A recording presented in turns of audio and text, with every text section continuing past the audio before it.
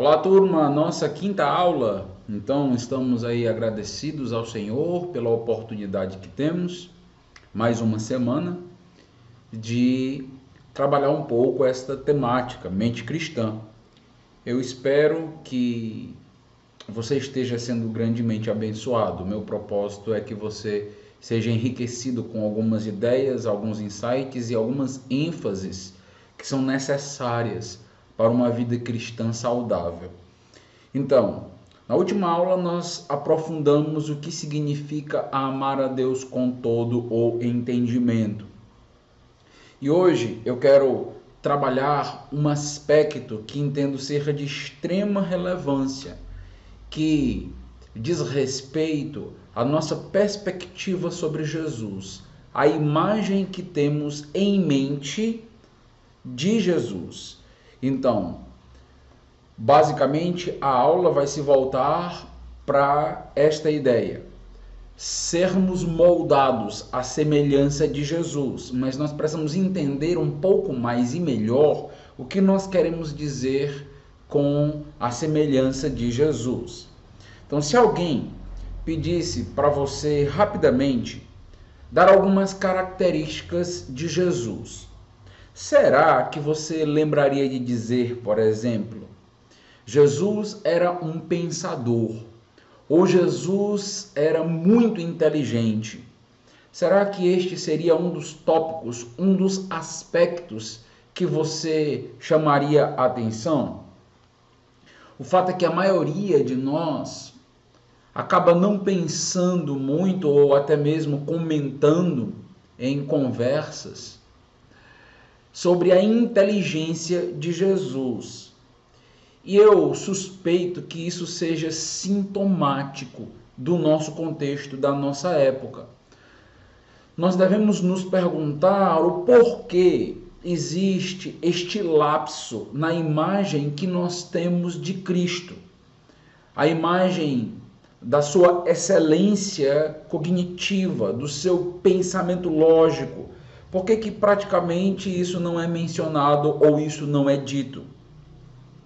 Infelizmente, isso tem a ver com a ideia que nos já foi impregnada sobre inteligência. Quando nós falamos de inteligência, esse molde, esta roupa, ela não encaixa perfeitamente em Jesus, porque nós entendemos inteligência de uma maneira, muitas das vezes, cultural, social e equivocada nesse sentido.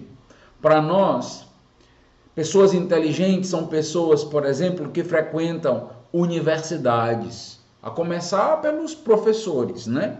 Então, são pessoas com um currículo Lattes, um currículo acadêmico invejável. São pessoas que publicam livros, publicam obras e coisas desse tipo. Os cientistas, sim, estes são inteligentes.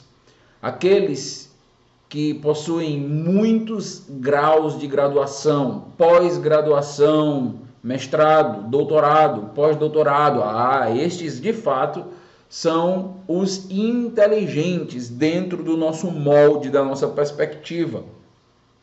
E muitas vezes, por conta dessa espécie de camisa de força, por que não dizer desta forma que já está impregnada no nosso pensar, nós tendemos a olhar para Jesus muito mais como um sábio do que como alguém inteligente. Nós fazemos esta dicotomia, nós fazemos essa separação muito acentuada entre inteligência e sabedoria. Nós devemos e nós precisamos urgentemente quebrar esta imagem que nós temos a respeito de Jesus, ou que pode ser formada até de uma maneira imperceptível por nossos diálogos, por pregações e coisas do tipo, e começar a contemplar em Jesus o homem mais inteligente que já viveu sobre a terra. Então, o Dallas Willard, ele vai escrever bastante, ele é um apologeta bem conhecido, e ele vai escrever bastante sobre a inteligência de Jesus, querendo mudar um pouco a nossa perspectiva quando nós lembrarmos, quando nós pensarmos em Jesus, porque normalmente nós pensamos em um Jesus manso, nós pensamos em um Jesus pacato, em um Jesus que cura e coisas desse tipo, mas nós não adentramos a ideia de que Jesus de fato foi o homem mais inteligente que já passou pela terra. A nossa pouca ênfase sobre o uso da mente, preste muita atenção nisso. A nossa pouca ênfase sobre o uso da mente no cristianismo é porque nós não entendemos que ser discípulo de Cristo é buscar pensar como Jesus.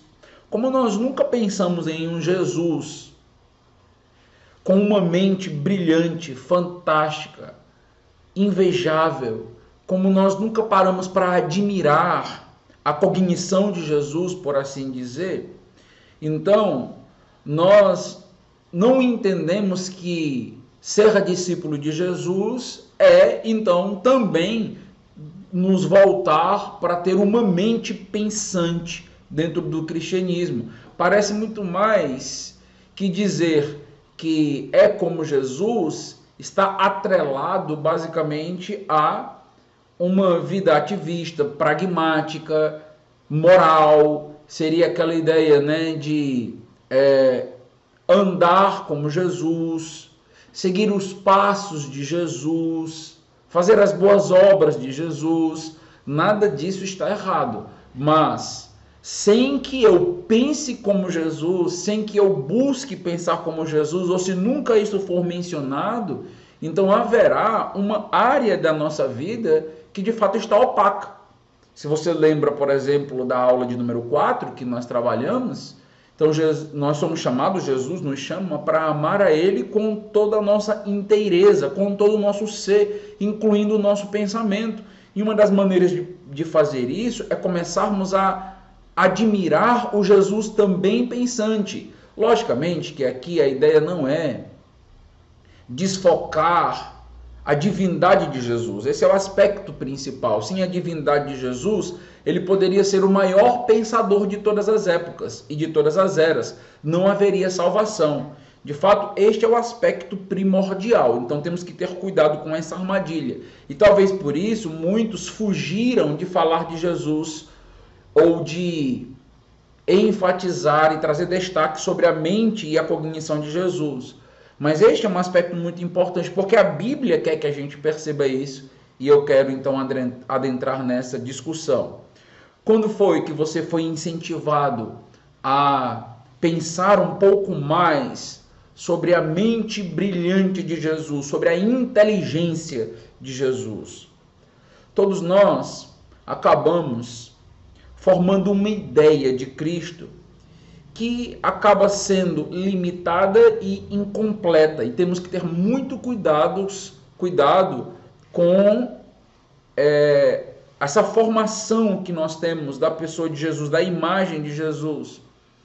Ela é recortada segundo as nossas próprias medidas, muitas das vezes. Nós olhamos para Jesus de acordo com aquilo que nós valorizamos, de acordo com aquilo que a nossa cultura enfatiza e coisas desse tipo. E nós podemos nos perder na verdadeira imagem que a Bíblia constrói a respeito de Jesus. A nossa tendência é formar para nós mesmos um Cristo em nossa própria imagem, uma projeção das nossas próprias aspirações e desejos e ideais. Aqui tem um risco grandioso de que é não perceber o Jesus bíblico, o Jesus revelado, ele como de fato é, mas nos projetarmos nas Escrituras, né? Como aqui o James Sire vai nos chamar a atenção nessa obra, Hábitos da Mente, que é um livro que você precisa conhecer e ler, na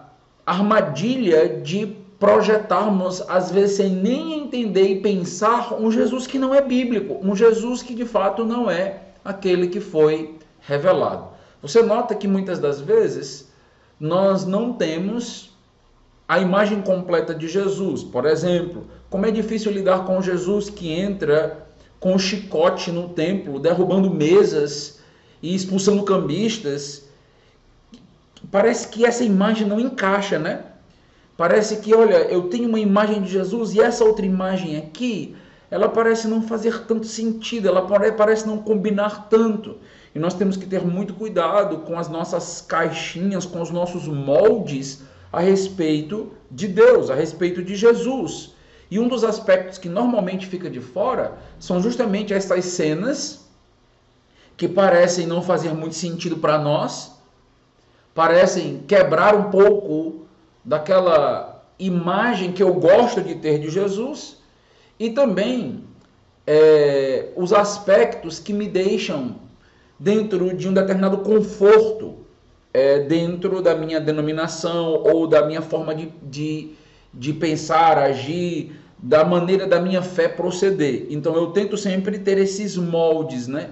Por exemplo, se eu não gosto de estudar, eu nunca vou prestar atenção em aspectos cognitivos, mentais, da inteligência de Jesus. Eu estou muito mais preocupado com esse Jesus e as boas obras, desse Jesus prático.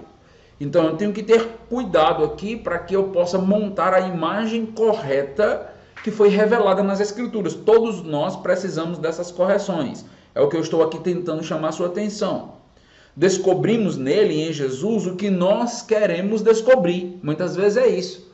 Então este Deus é moldável àquilo que eu quero. Isso é um problema muito sério. Fazemos-lo não apenas a encarnação de Deus, mas também a encarnação das coisas que nós, nossa sociedade e nossa parte da sociedade queremos ver. E temos que ter aqui enorme cuidado com isso.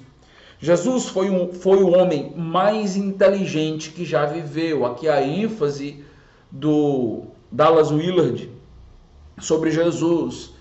Ele afirma: nós precisamos voltar a ter olhos para perceber esse aspecto. Por quê? Porque ser como Jesus é pensar como Jesus, ou querer pensar como ele, ou se aproximar o máximo possível de uma mente sadia e treinada. E o Dallas Willard vai nos dizer: Jesus foi o homem mais inteligente que já viveu sobre a terra. E isto por um detalhe, por um aspecto, porque ele possuía uma mente humana sem os efeitos da queda. Todos nós fomos afetados pela queda. Nós não entendemos muito bem, não conseguimos pensar muito bem, raciocinar muito bem. Então, a queda de Adão e Eva trouxe consequências para todos nós.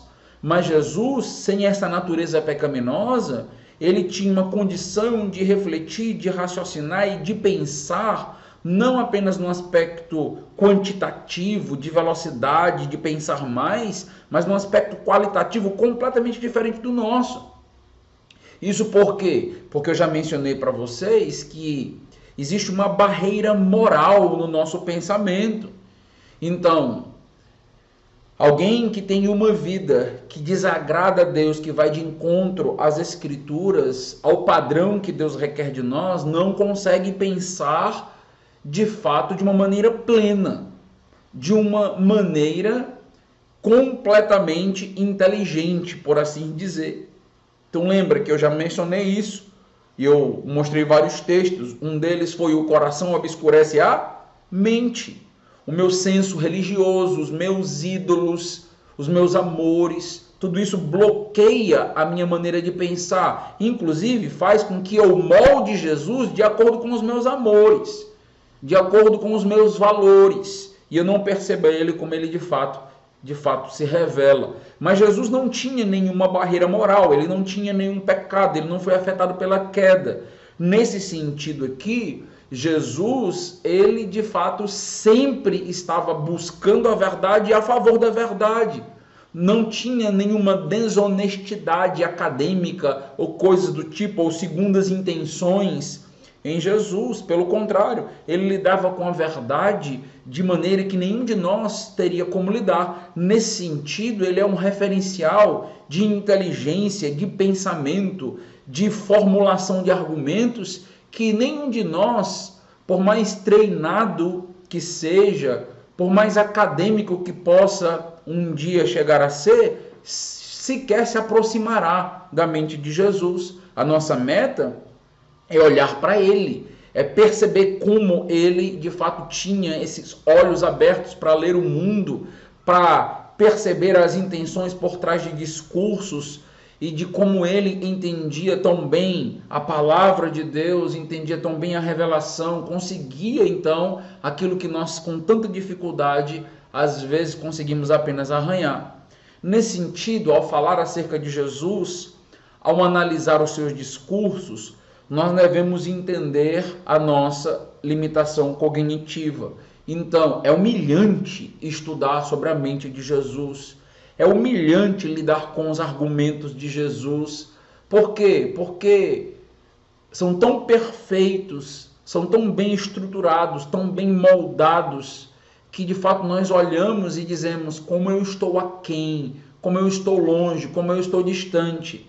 Mas essa humilhação não deve nos paralisar na intenção de crescer, de melhorar, de desenvolver. Pelo contrário, ele é o nosso grande referencial, também nesse sentido da mente, nesse sentido do pensamento. Eu temo que você que está me ouvindo praticamente não tenha ou esteja ouvindo ou percebendo esse tipo de ênfase em Jesus, ou nunca tenha sequer ouvido algo que te projete aqui nesse Jesus referencial da mente, da inteligência. O nosso maior problema é de fato a nossa barreira moral, que Jesus não tinha, que não permite que nós entendamos os ensinamentos bíblicos, os próprios ensinamentos de Jesus. Quantas vezes Jesus ensina algo nas Escrituras e as pessoas interpretam completamente diferente? Você já percebeu que este efeito acontece muitas vezes? Poderíamos mencionar muitos casos. Jesus, por exemplo, com a mulher do poço ali em João, ele fala sobre um tipo de água, a mulher entende outra, completamente diferente. Então, parece que as mentes estão em sintonias completamente diferentes. Isso é muito curioso de perceber. E Jesus usa todo aquele contexto, Jesus usa toda aquela situação para então fazer com que aqueles seus ouvintes saiam de uma condição de pensar meramente natural e ampliem a sua perspectiva, que é o que acontece, por exemplo, com a mulher do poço, onde Jesus aproveita um poço, água, e Jesus, a partir dali, faz com que ela entenda verdades grandiosas e maravilhosas, né? Então, nesse sentido, Jesus sempre está criando estas pontes para que a gente consiga aumentar a nossa percepção. Quantas vezes Jesus ensina em parábolas e aqueles seus ouvintes não entendem coisíssima nenhuma? E muitas das vezes nem sequer perguntam, apenas os discípulos, apenas os apóstolos se aproximavam para entender mais. Por quê? Porque interesse cognitivo busca por entender mais a verdade, entender mais os discursos de Jesus e o próprio Jesus, é uma característica de salvação. Quando as pessoas não têm esta busca, esse desejo de entender melhor e mais a palavra, quando você, por exemplo, escuta uma pregação e você tem dúvida, mas você não busca sanar essa dúvida, não busca perguntar, não busca entender mais, você lê as Escrituras e simplesmente não busca entender aquilo que você não compreendeu, aprofundar aqueles discursos, isso é uma evidência de que você não tem interesse pela verdade, pela revelação. E Jesus simplesmente dizia, tem ouvidos, mas não ouvem, tem olhos, mas não veem. E Jesus não explicava as parábolas. Por quê? Porque aquelas pessoas não tinham nenhum interesse espiritual, verdadeiro, genuíno.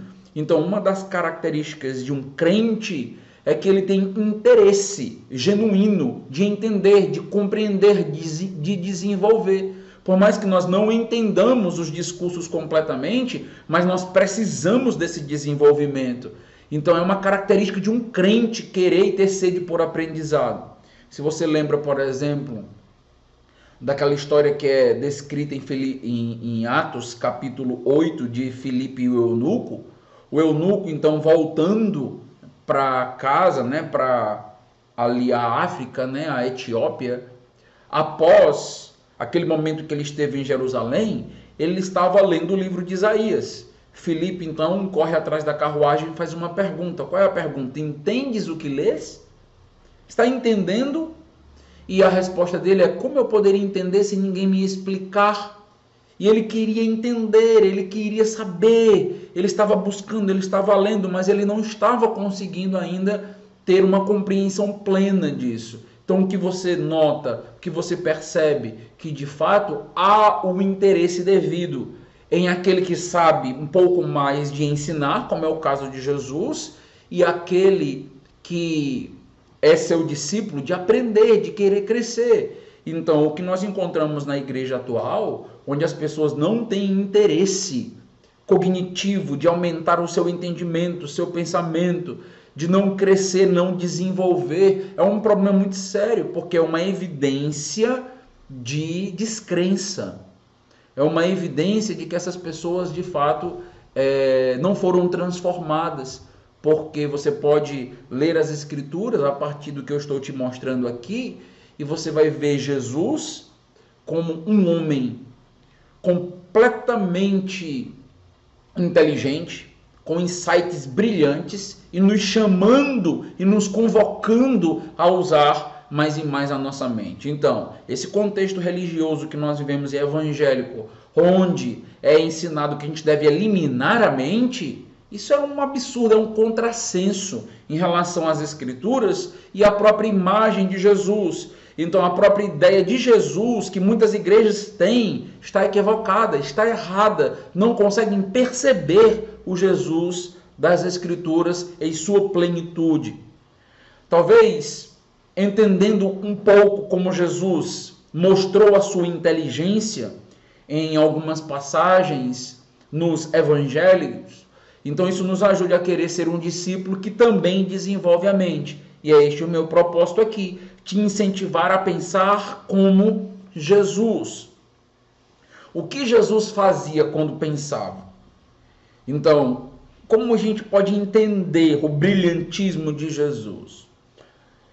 Nós jamais conseguiremos entender plenamente. Está oculto a nós como era o seu funcionamento cognitivo. Nós não podemos ver o que Jesus fazia quando ele falava publicamente. Isto indica, pelo menos, como eram alguns dos seus pensamentos.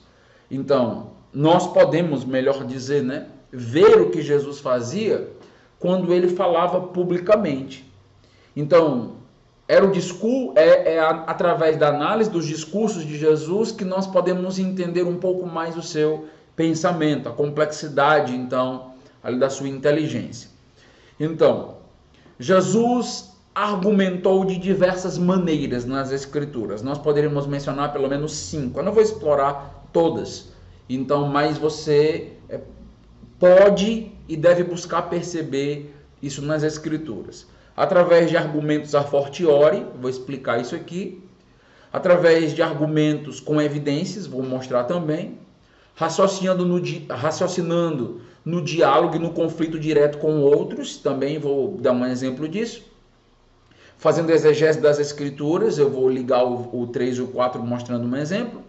E contando histórias reais e criativas, e aí você tem as mais diversas histórias e criativas e personagens e significados, e muitas das vezes, por exemplo, condenando seus ouvintes através de personagens. É o que acontece, por exemplo, na parábola do filho pródigo, em onde cada um dos personagens acaba tendo uma característica do seu público, e nesse sentido, no final das contas, Jesus está trazendo uma grande lição, e eles precisavam se colocar no lugar daqueles personagens. Então, de maneira brilhante, Jesus usa aí a contação de histórias, as parábolas e coisas do tipo.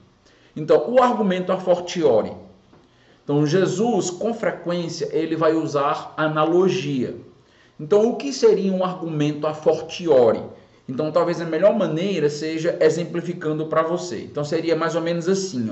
Aqui é um pouquinho técnico, mas você vai já entender. A verdade de A, então eu tenho uma primeira verdade, que nós vamos denominar essa verdade A. Eu tenho ali esta verdade A e ela é admitida. O apoio para uma segunda verdade, que seria uma verdade B, é mais forte do que o apoio para A, por isso a fortiori. Então a verdade B ainda é mais forte. Se A já é uma verdade admitida, a B é ainda mais forte. Portanto, a verdade B deve ser admitida. Porque se A já é uma verdade admitida, então B deve ser admitida por a fortiori, por ser ainda mais forte. Jesus usa muito, mas é muito mesmo, esse tipo de argumento lógico, mostrando aqui o brilhantismo das palavras de Jesus. Então, alguns exemplos que nós podemos aqui mencionar para vocês. Um livro que eu gosto bastante, uso quando ministro a cadeira de apologética, é o livro A Gentileza que Cativa, defendendo a fé como Jesus faria, de Dallas Willard.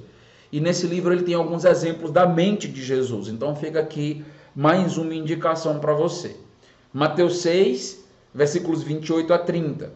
E por que andais ansiosos quanto ao vestuário? Lembra desse texto? É um texto clássico, né? Considerai como crescem os lírios do campo. Jesus está nos chamando a perceber. Ele está dizendo, olha para os lírios do campo. Eles não trabalham, nem fiam. Eu, contudo, vos afirmo que nem Salomão, em toda a sua glória, se vestiu como qualquer deles. Aqui Jesus está usando a própria natureza, uma evidência que não poderia ser negada. Aí ele vai entrar agora na parte final. Ora, se Deus veste assim a erva do campo, que hoje existe e amanhã é lançada no forno, está aqui a premissa A ou a verdade A, a primeira verdade. Qual é a primeira verdade? Os lírios do campo estão revestidos, são belos. Deus fez tudo isso. Deus não fez? Não é verdade? Então ele conclama você a pensar, é ou não é verdade? É. Então, quanto mais a vós outros, homens de pequena fé. Aí Jesus agora faz uma argumentação B. E ele diz, se Deus faz isso com os lírios do campo, vocês que têm um valor muito maior, então serão muito mais cuidados. Olha aí a ideia do a fortiori. Então Jesus está pedindo e esperando que as pessoas usem suas mentes, que elas pensem logicamente, está percebendo? Ele está fazendo questionamentos, ele está fazendo perguntas, mas essas perguntas exigem respostas, exigem que eu pense. Jesus quer que você olhe para o campo e pense. Jesus quer que você raciocine, olhar para os lírios do campo e entenda que este Deus cuida da sua vida e você não pode ter a menor dúvida disso. Deus se preocupa com a erva do campo. Será que ele não se preocuparia com você também? Aqui é um convite ao raciocínio lógico, ao pensamento. Concorda? Um segundo exemplo é Mateus 10, 29 a 31.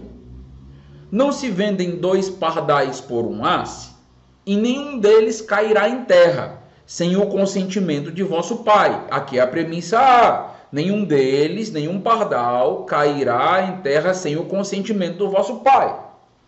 E quanto a vós outros, até os cabelos todos da cabeça estão contados, mostrando aqui a nossa relevância, a nossa importância, o cuidado de Deus.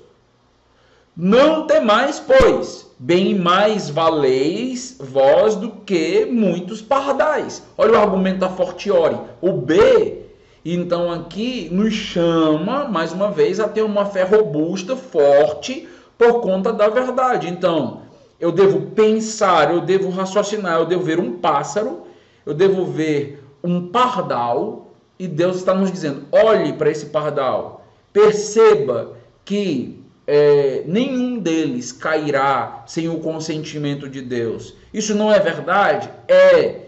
E se isso é verdade, então, por que vocês estão com medo? Vocês não devem ter medo.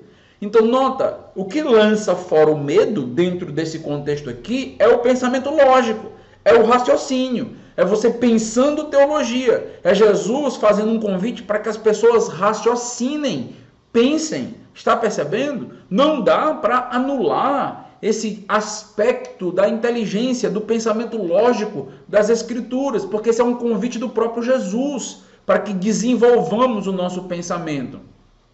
Sem isso, nós não temos como deixar de temer. Sem isso, nós ficaremos ansiosos. A nossa fé diminuirá. Estão percebendo isso? Então a nossa mente, ela tem uma função primordial aqui dentro do cristianismo.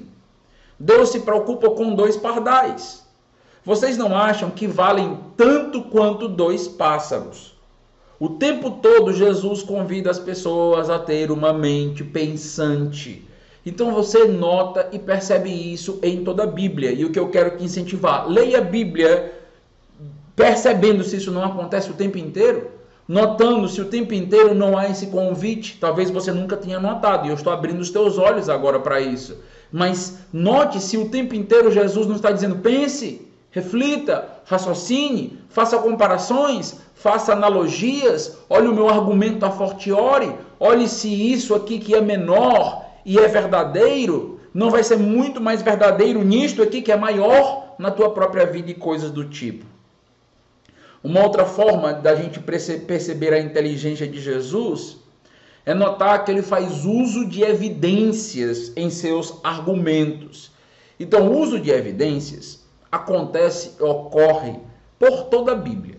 1 Coríntios 15, por exemplo, é um clássico sobre o uso dos argumentos sobre a questão da ressurreição, e Paulo trazendo ali muitas ideias para que a gente raciocine e pense, né? E ele vem trazendo muitas consequências. Paulo tem um raciocínio muito preparado, muito lógico, e ele vai nos dizer: olha, não é simplesmente crer na ressurreição, a ressurreição tem respaldo. 1 Coríntios 15 é assim. Note, ele trazendo evidência, ele vai falar: a ressurreição foi testemunhada por 500 pessoas. Por que você acha que Paulo está fazendo isso? Porque naquele contexto, 2 ou 3 pessoas eram suficientes para atestar uma verdade. E Paulo está dizendo: para a ressurreição tem 500 pessoas. Então tem evidência mais do que suficiente, mais do que qualquer uma causa jurídica da nossa época. E Paulo vai trazendo ali argumento atrás de argumento, evidência atrás de evidência para tudo isso. Nós podemos até lembrar também do encontro de Jesus com Tomé, onde Jesus mostra evidências, toca aqui nas minhas mãos, no meu lado, Jesus mostrando por compaixão evidências. Mas eu quero fazer questão de mostrar aqui Jesus num diálogo com os religiosos, e eu quero que você contemple e perceba a inteligência de Jesus dentro desta linha argumentativa, dentro do uso das evidências. Em João capítulo 5, Jesus está num diálogo com os líderes religiosos. Várias vezes isso acontece nos evangelhos. É sábado e Jesus tinha acabado de curar um homem. E eles estavam reclamando que é contra as leis uma cura ser realizada no sábado. Então, note aqui uma parte do texto. João 5, versículos 16 a 18. E os judeus perseguiam Jesus, porque fazia estas coisas no sábado. Mas ele lhes disse: meu pai trabalha até agora, e eu trabalho também. Por isso, pois, os judeus ainda mais procuravam matá-lo, porque não somente violava o sábado, mas também dizia que Deus era seu próprio pai, fazendo-se igual a Deus. Então, nota a perspectiva. João está dizendo que aqueles líderes religiosos perceberam que aquela cura de Jesus tinha um propósito, trazer um grande ensinamento. Qual era o ensinamento? O ensinamento de que Jesus seria igual a Deus. E eles perceberam isso, aqueles inimigos. Então, o que Jesus faz? Quando Jesus é questionado por eles, de que Jesus está querendo ser como Deus, então, naquele sentido, está violando as leis, violando o sábado, o que era aquilo que estava acontecendo. De uma forma impressionante, Jesus parece pegar todos eles de surpresa. Por quê? Porque Jesus concorda com eles. Jesus concorda com o argumento deles. Jesus não simplesmente vai para uma discussão sem fim dentro daquele contexto da lei.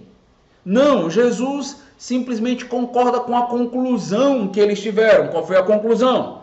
Que Jesus se dizia aqui que Deus era o seu próprio Pai, fazendo-se igual a Deus a partir daquilo que ele estava realizando, que era uma cura no sábado. Então, Jesus, diante deste quadro, diante dessa surpresa, Jesus diz, é isso mesmo, para aqueles que dizem que Jesus em nenhum momento afirmou nas Escrituras que é Deus, não conseguem sequer acompanhar o raciocínio de Jesus. É isso que eu estou querendo mostrar aqui, principalmente dentro do contexto muçulmano, né, que é uma argumentação muito usada, né? Jesus nunca se disse Deus, então foram outros que falaram que ele era Deus. Então acompanhem o raciocínio de Jesus. Então Jesus não discorda deles. E na realidade faz, como eu estou mencionando, 6 declarações adicionais para confirmar que ele estava fazendo precisamente aquilo que eles estavam reclamando mesmo. Sabe, não, ele está trazendo cura no sábado e o que ele está fazendo é contra a lei. E nesse sentido, quem seria esse Jesus? Porque ele está argumentando ser filho de Deus, se colocando na posição do próprio Deus. Então, olha aqui as 6 argumentações de Jesus. Primeiro, ele diz, primeira alegação, faço o que o meu Pai faz, dou vida aos mortos. João capítulo 5, versículos 18 a 25. Eu não vou ler cada texto, vou só mencionar depois, se você quiser, você pode ler com calma. Mas Jesus está argumentando, sim, é isso mesmo, eu faço o que o meu Pai faz, dou vida aos mortos. 2, julgo como representante do Pai. Ele vai dizer isso em João 5:22. 3, se eu não sou honrado, Deus também não é honrado. João 5:23. 4, aquele que crê em mim, crê em Deus. João 5, versículos 24 a 27. 5, assim como Deus, tenho vida em mim mesmo. João 5:26. E 6, no poder de Deus sempre faço o que ele quer. João 5:30. Então perceba como estas declarações de Jesus fortalecem a causa dos oponentes dele. Fortalece a acusação. Então, olha, Jesus basicamente diz, eu concordo com vocês. E está aqui, ó. Está aqui a razão, ou as razões do porquê vocês estão certos. Note, então, que o discurso não é confrontativo como a gente simplesmente esperaria. Jesus, ele vai por uma via alternativa. Olha a inteligência de Jesus. Olha como Jesus está argumentando. Após isso, Jesus vai se voltar para eles e, depois de concordar com eles, Jesus vai oferecer 5 evidências pelas quais as reivindicações à divindade é verdadeira. Lembra, eles disseram, olha, Jesus se fez Deus. Jesus primeiro concorda com tudo que eles disseram e Jesus agora quer dizer. Então, deixe-me dar algumas argumentações para vocês, algumas evidências de que eu de fato sou Deus. Primeiro, João, o Batista, testifica quem eu sou. João 5:31. 2, as obras que eu faço testificam quem eu sou. 3, o Pai testifica quem eu sou. 4, as Escrituras testificam quem eu sou. 5, Moisés testifica quem eu sou. Então, olha o que está acontecendo. Jesus, primeiramente, concorda com eles. Mostrei aqueles 6 aspectos. Aqui Jesus desenvolve o argumento deles como se Jesus dissesse, olha, vocês estão certos, mas vocês nem pensaram ainda em todos os argumentos. Deixa-me dar para vocês aqui, deixa eu desenvolver o argumento de vocês. E desenvolve.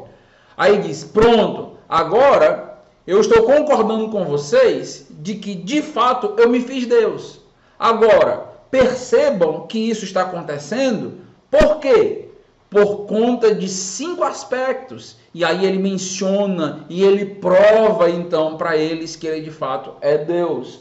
Então, nota a inteligência de Jesus em seus discursos. Nota como ele usa aqui, de em determinado momento, uma concordância para chegar numa conclusão de que eles não queriam chegar. O que eles estavam dizendo, olha, Jesus se fez Deus, era uma acusação. E Jesus usa tudo aquilo para dizer: vocês estão certos. Só que vocês não devem usar isso como acusação, mas como uma verdade. Está aqui a prova, está aqui a evidência que vocês necessitam e precisam. Então, brilhante, brilhantismo. Então, isso a gente percebe nos discursos de Jesus. Nós poderíamos evidenciar a inteligência de Jesus de diversas formas em muitos e muitos textos. Então, que tal as passagens onde Jesus é questionado e Jesus responde com outro questionamento? Lembra disso?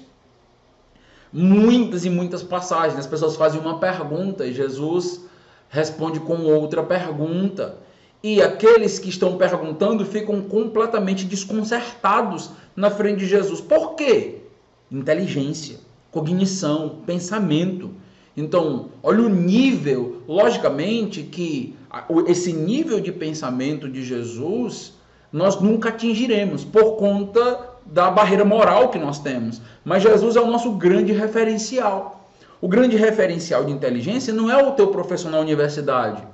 O grande referencial de inteligência não é aquela pessoa que usa um jaleco no laboratório.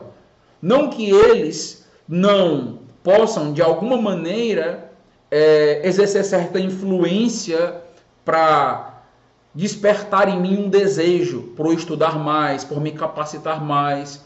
Mas o grande referencial é Jesus. Quando este aspecto de Jesus se perde, os jovens basicamente vão buscar um referencial de inteligência onde? Em quem? E parece que em Jesus não pode ser, porque existem outros aspectos aqui. Por isso que o que eu estou dizendo é tão relevante, tão importante assim para todos nós. 2 exemplos apenas e a gente vai para encerrar. Marcos 11, 27 a 33. Então regressaram para Jerusalém. E andando ele pelo templo, vieram ao seu encontro os principais sacerdotes, os escribas, e os anciãos lhe perguntaram: com que autoridade fazes estas coisas?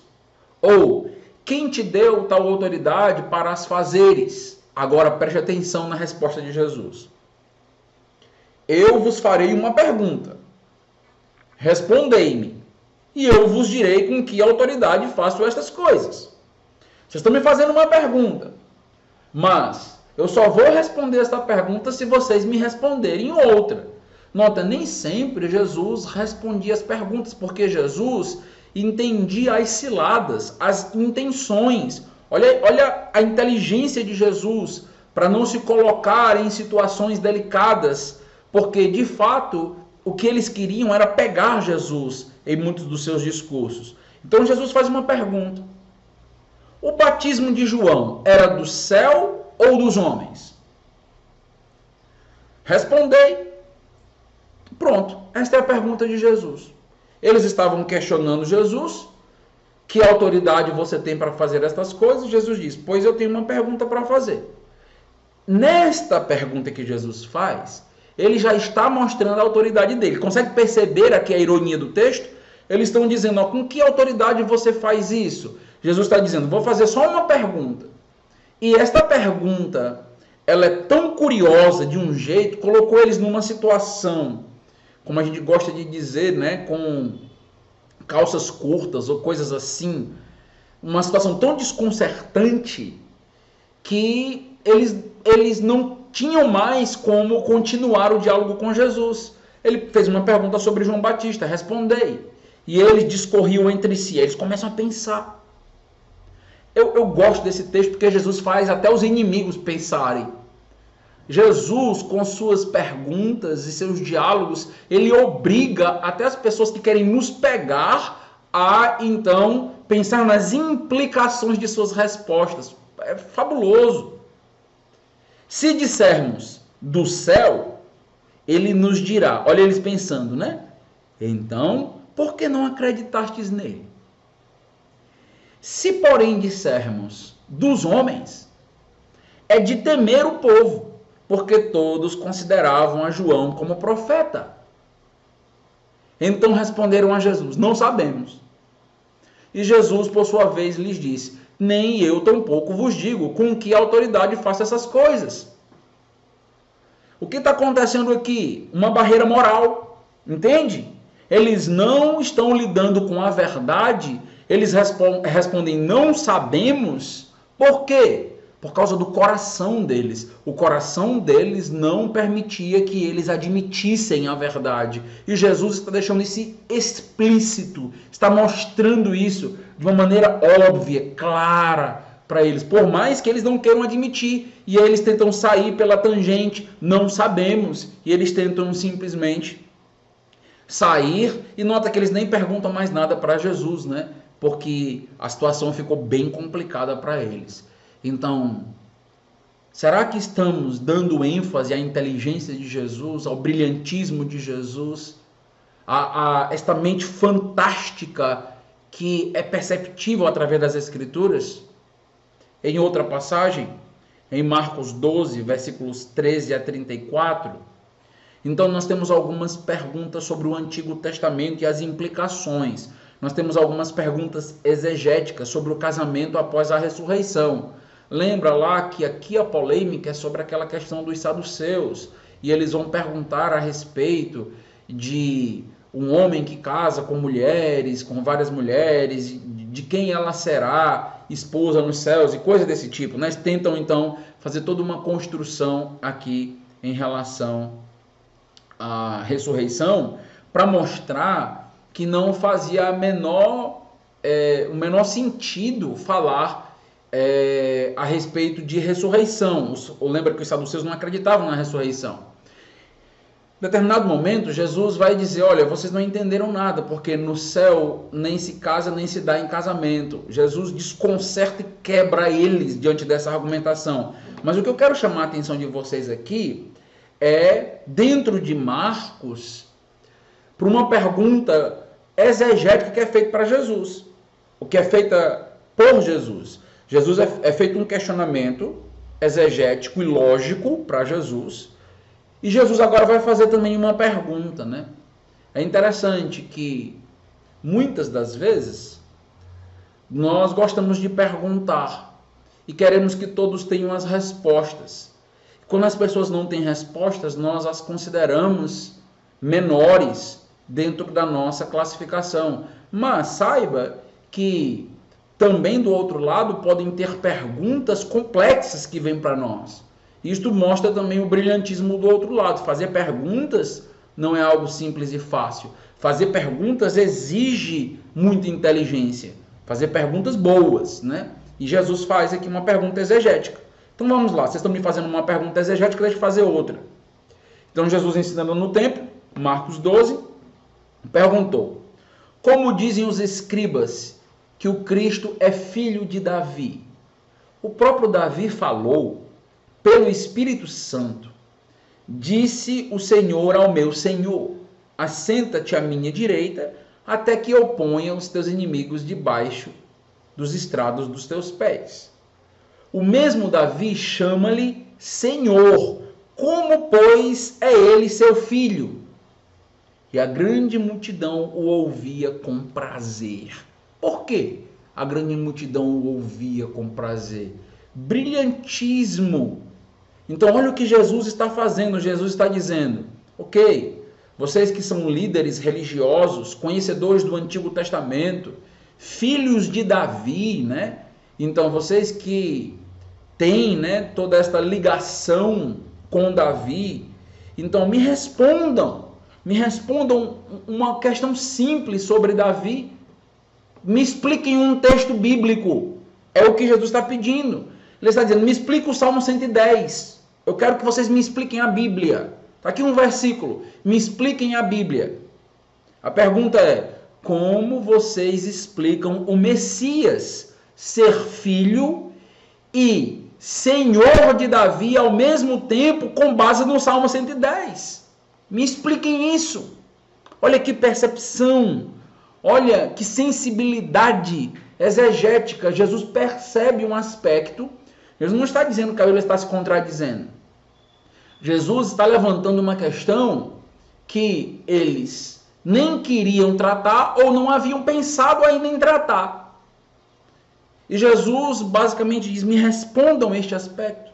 Então Jesus usa aqui do enigma não só para confundi-los, mas é interessante como esta passagem do Salmo 110, ela, que foi usada por Jesus aqui, vai ser desenvolvida, vai ser desdobrada pelos seus discípulos, ajudará os discípulos a interpretar o cumprimento da profecia. Então Jesus está iniciando aqui um desdobramento, um desenvolvimento teológico importantíssimo no restante das Escrituras. Então Atos 2, Atos 13, Hebreus, que todos vão construir a argumentação com base no Salmo 110. Então Jesus está impulsionando, dando aí os primeiros passos para uma teologia muito desenvolvida e que vai receber a resposta devida por parte dos discípulos, por parte dos apóstolos. Aquilo que eles não conseguiam desvendar e revelar, seria revelado pelo próprio Deus à medida que os demais livros bíblicos viessem a ser escritos.